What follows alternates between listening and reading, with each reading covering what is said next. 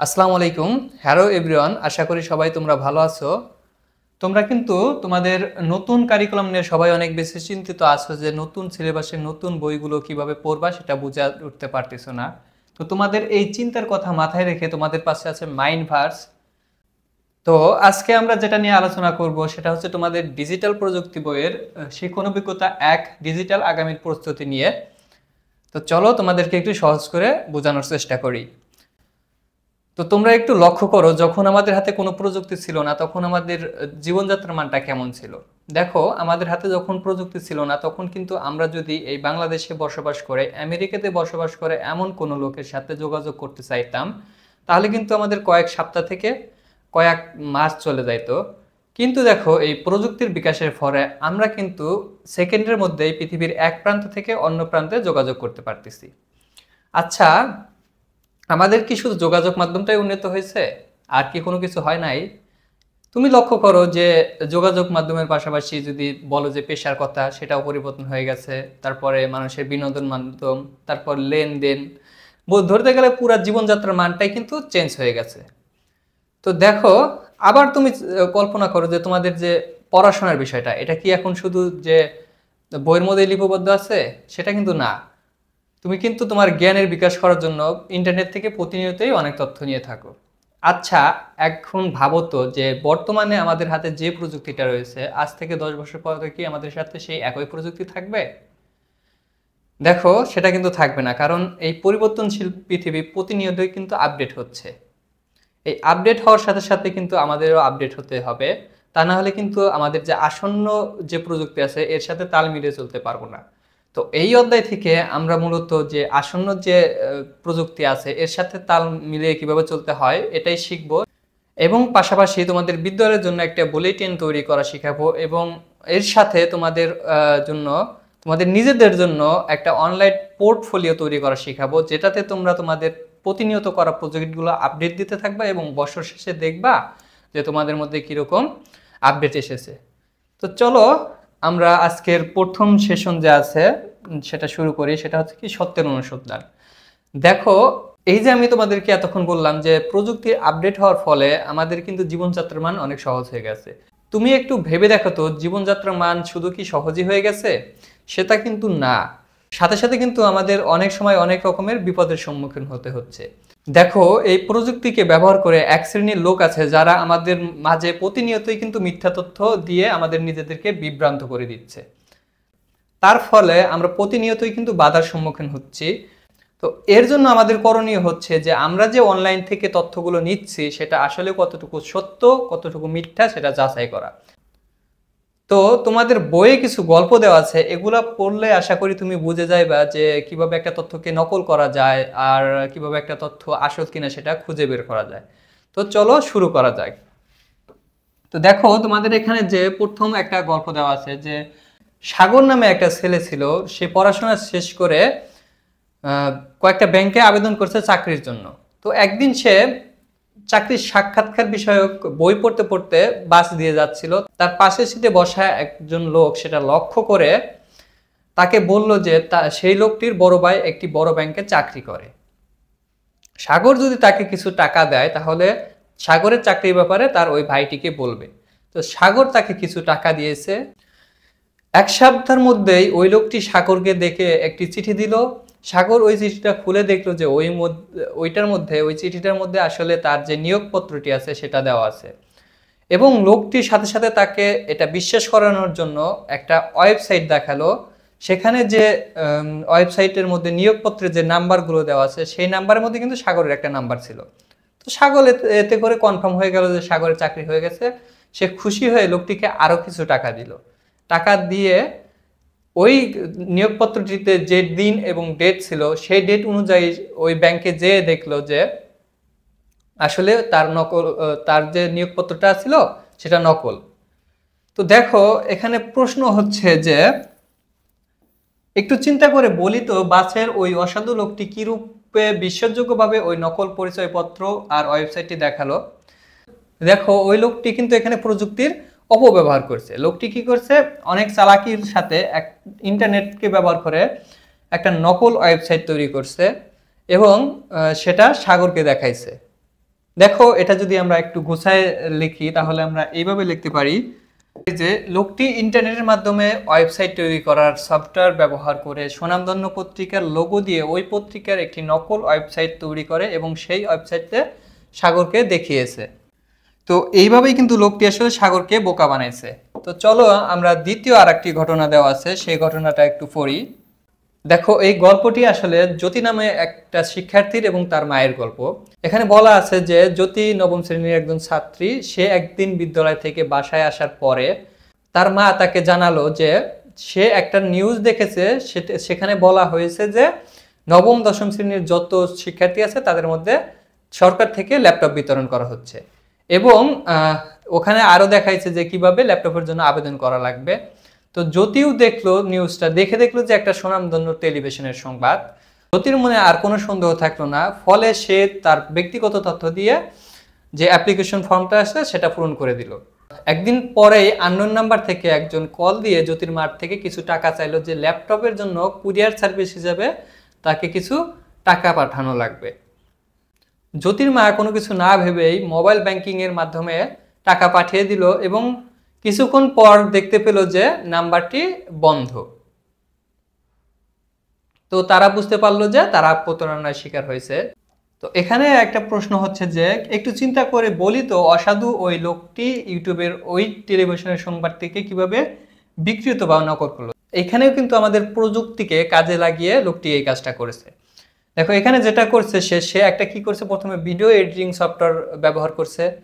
সেই সফটওয়্যারটা ব্যবহার করলে ওই যে টেলিভিশনের সংবাদ প্রচার করছে সেই টেলিভিশনের নামে একটা নকল সংবাদ তৈরি করছে এবং তার ইউটিউব চ্যানেলে সেটা প্রচার করছে। দেখো এটা যদি আমরা একটু গুছায় লিখি তাহলে আমরা এটাকে এইভাবে লিখতে পারি, অসাধু লোকটি ভিডিও এডিটিং সফটওয়্যার ব্যবহার করে স্বনামধন্য একটি টেলিভিশনের সংবাদ তৈরি করে এবং সেটি তার তৈরিকৃত নকল ইউটিউব চ্যানেলে আপলোড করে। এভাবেই লোকটি ভিডিও এডিটিং এর মাধ্যমে সংবাদটি বিকৃত করেছে।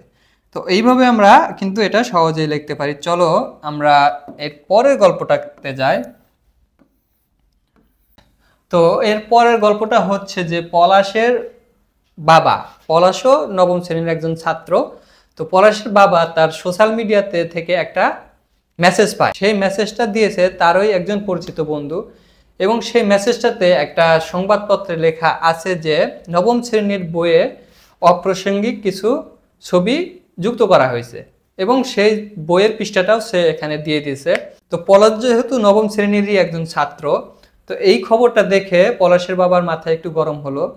সে কি করলো, সেটা তার সোশ্যাল মিডিয়াতে শেয়ার করে দিল এবং তার সাথে যে কানেক্টেড লোক আছে তারাও কিন্তু সংবাদটা দেখে শেয়ার করতে লাগলো। কিন্তু কিছুদিন পরে যে বিদ্যালয়ের অভিভাবক সভা হয় সেখানে গিয়ে প্রধান শিক্ষককে জিজ্ঞাসা করা হলে প্রধান শিক্ষক বলে যে সংবাদটাকে আসলে বিকৃত করা হয়েছে। দেখো এখানেও প্রশ্ন হচ্ছে যে একটু চিন্তা করে বলি তো সংবাদপত্রের ওই সংবাদটিকে কিভাবে বিকৃত বা নকল করা হয়েছে। দেখো এখানেও কিন্তু আমাদের কি প্রযুক্তিকে ব্যবহার করা হয়েছে। দেখো কি করছে লোকটাকে একটু চিন্তা করো।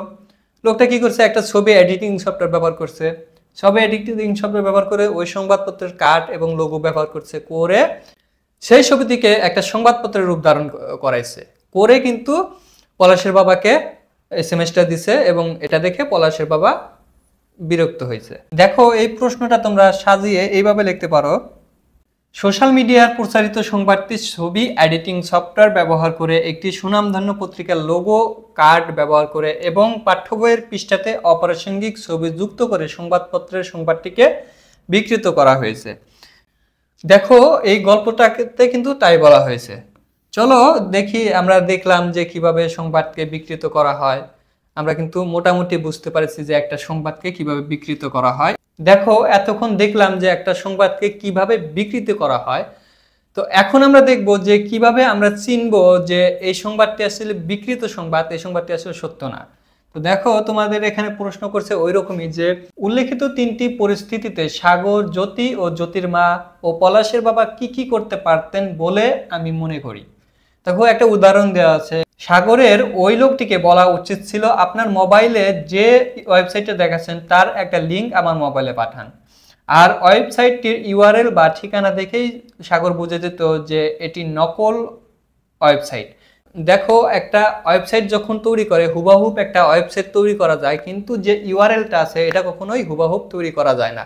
তো ইউআরএলটা দেখে কিন্তু সাগর বুঝে যেত যে এটা আসলে কি নকল ওয়েবসাইট।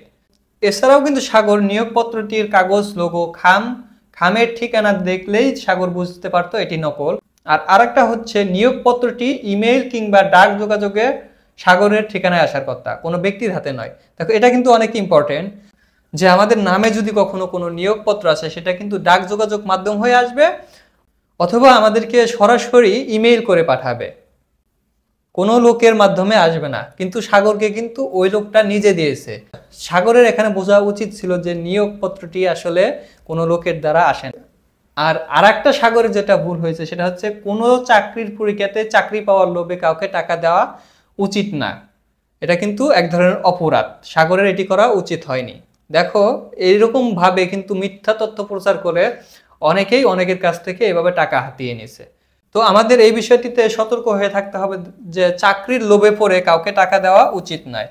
দেখো আমাদের যে এবার আর দুইটা ঘটনা আছে, সেটার ক্ষেত্রে জ্যোতি এবং জ্যোতির মা কি করতে পারতো এবং পলাশের বাবা কি করতে পারতো। দেখো এটা আমি তোমাদেরকে সুন্দরভাবে দেখায় দিচ্ছি। দেখো এখানে আমরা সর্বপ্রথম দেখব যে ওই উল্লিখিত পরিস্থিতিতে জ্যোতি এবং জ্যোতির মা কি করতে পারতো।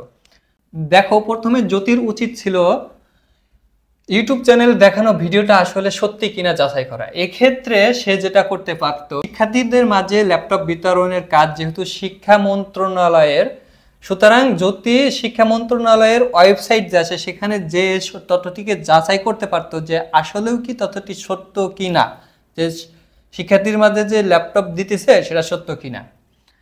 এটা কিন্তু জ্যোতি শিক্ষা মন্ত্রণালয়ের যে ওয়েবসাইট আছে সেখানে যে যাচাই করতে পারতো।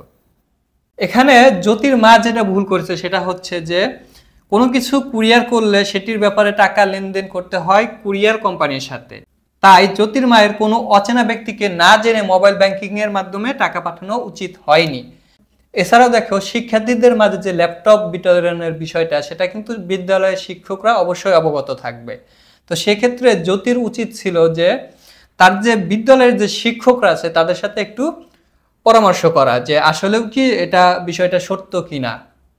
তো চলো আমরা একটু দেখি যে আমাদের পরে যে আরেকটা ঘটনা আছে, পলাশের বাবা উক্ত ঘটনাতে বা উল্লেখিত পরিস্থিতিতে পলাশের বাবা কি করতে পারতো বলে তুমি মনে করো। দেখো আমি যেটা মনে করি, পলাশের বাবার উচিত ছিল যে যে সুনামধন্য পত্রিকার লোগো ব্যবহার করে সংবাদটিকে ছাপানো হয়েছে সেই সুনামধন্য পত্রিকার ওয়েবসাইটে সেই তথ্যটিকে যাচাই করা আসলেও সংবাদ ওই পত্রিকা থেকে ছাপানো হয়েছে কিনা।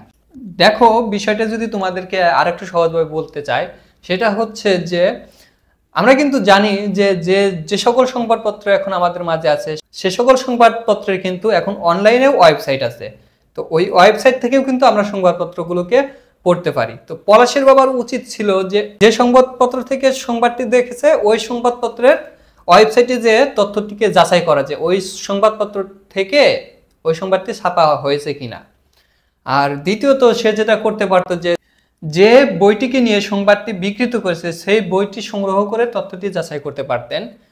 আর তৃতীয়ত সে করতে পারতেন যে পলাশ যেহেতু ক্লাস 9-এ পড়ে, তো পলাশের বাবা কিন্তু পলাশের থেকেও তথ্যটি যাচাই করতে পারতো যে তাদের পাঠ্য বইয়ে কোনো অপ্রাসঙ্গিক ছবি যুক্ত আছে কিনা।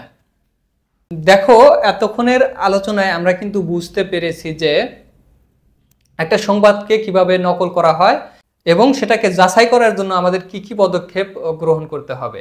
তুমি যদি সেটাও না করতে পারো তাহলে তুমি একটা কাজ করতে পারো যে আমাদের বাংলাদেশের কিছু প্রতিষ্ঠান আছে যারা এরকম ছড়িয়ে পড়া ভুল তথ্যগুলোকে বিশ্লেষণ করে সঠিক তথ্য খুঁজে বের করতে সাহায্য করে। তুমি কিন্তু তোমাদের হাতে থাকা মোবাইল দিয়ে সেটা করতে পারো। দেখো তুমি সর্বপ্রথম যে সার্চ ইঞ্জিনগুলো আছে যেমন গুগল, বিং, ইয়াহু, তুমি যে কোনো একটা সার্চ ইঞ্জিন সিলেক্ট করে সেখানে তুমি টাইপ করবে ফ্যাক্ট চেক বাংলাদেশ। এই কিওয়ার্ডটি দিয়ে সার্চ করলে তুমি গুগলে কিছু ওয়েবসাইট পাইবা, সেখানে কিন্তু সহজেই দেখানো আছে যে কিভাবে একটা সংবাদকে বিকৃত করা হয় এবং সেটাকে আমরা কিভাবে যাচাই করব সেটা কিন্তু এখানে দেওয়া আছে। তো এটা থেকে আমাদের একটা কাজ আছে যে আমরা যে কোনো একটি দুইটি ওয়েবসাইট থেকে যাচাই করা কয়েকটি সংবাদ পড়ব এবং শ্রেণীকক্ষের সবাই মিলে একে একে উত্তর দেব কিভাবে ওই সংবাদটিকে বিকৃত করা হয়েছে।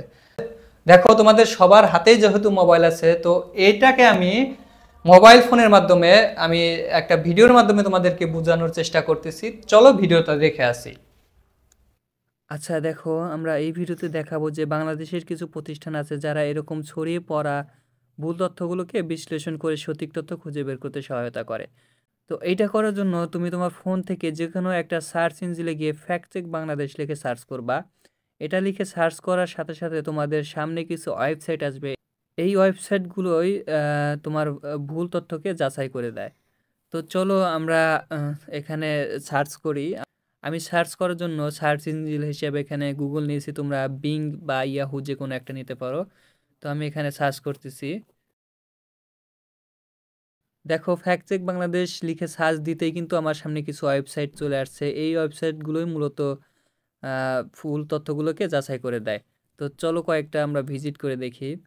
তো প্রথম যে আমাদের ওয়েবসাইট আছে সেটা যদি আমরা ভিজিট করি, দেখো এখানে একটু নিচে আসলেই কিন্তু আমরা ফ্যাক্ট চেকিং নামে একটা লেখা দেখতে পাইতেছি এবং এখানে দেখো বানোয়াট খবর, শেখ হাসিনা বিশ্বের সবচেয়ে নিকৃষ্ট প্রধানমন্ত্রী নির্বাচিত।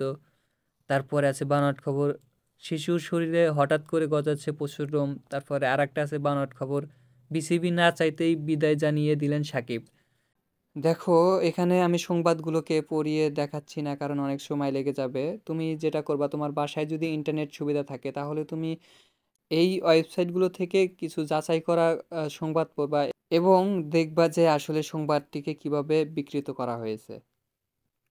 তো ভিডিওর মাধ্যমে কিন্তু আমরা দেখতে পারলাম যে একটা সংবাদকে কিভাবে নকল করা হয়। তো আমাদের আগামী সেশনের প্রস্তুতি হচ্ছে যে বাড়িতে যদি ইন্টারনেটের সুবিধা থাকে তাহলে আমরা বাড়িতে এই যে ওয়েবসাইটগুলো আছে এই ওয়েবসাইটগুলোকে আরো কিছু সংবাদ দেখব এবং লিখে রাখবো কি কি উপায়ে সংবাদ বা তথ্যকে বিকৃত করা যায়, এগুলোর একটি তালিকা তৈরি করব।